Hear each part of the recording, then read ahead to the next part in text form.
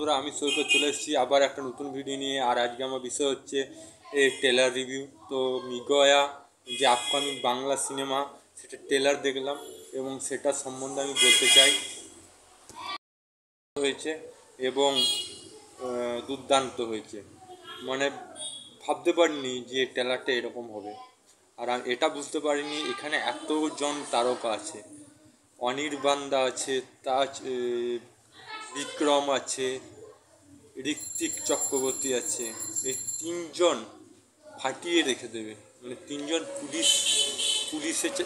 পুলিশের টিমে কাজ করে এবং যখনই এরা কাজ করে পুরো ছাড়খাড় করে দেয়।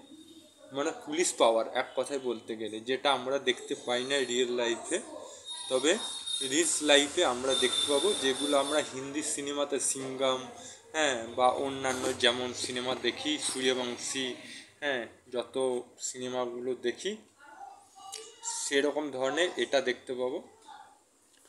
দুর্দান্ত অ্যাকশান আছে।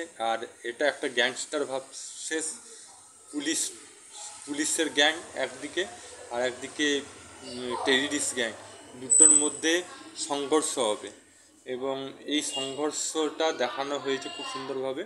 এবং বিভিন্ন ধরনের দুর্নীতি আছে, বিশেষ করে মহিলা বাচ্চা এদের নিয়ে দুর্নীতি করে, সেটা হচ্ছে সৌরভ দাস সেখানে চরিত্রে অভিনয় করেছে দুর্নীতি এবং খলনায়ক চরিত্রে।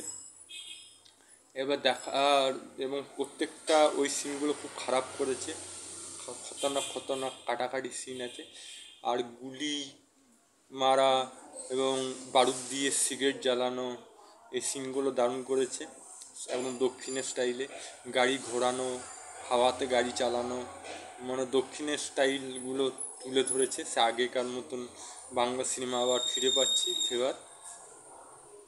আমার মনে হয় অনেক দিন পর বাংলা সিনেমা জোরদার হতে চলেছে। আমার মনে হয় এই সিনেমাটা সুপার ডুপার হিট হবে, এরকম করলে দর্শক নিশ্চয়ই খাবে, আর এরকম হওয়া দরকার। গল্পটা যতটুকু বুঝলাম এইটুকুই গল্পটা। আপনার মতামত কি? ট্রেলার দেখে আপনাদের কি মতামত লেগেছে? আমার মোটামুটি ভালোই লেগেছে। আপনার মতামত কি সেটা কমেন্ট বক্সে লিখে জানান। যদি ভিডিওটা ভালো লাগে তো লাইক করুন, চ্যানেল নতুন তাহলে সাবস্ক্রাইব অল বাটনে প্রেস করুন, ফেসবুকে দেখে থাকলে পেজটা ফলো করুন। আবার দেখা হবে নতুন কোনো ভিডিও নিয়ে। ততদিন জয় হিন্দ, জয় ভারত, ভারত সুস্থ থাকুন।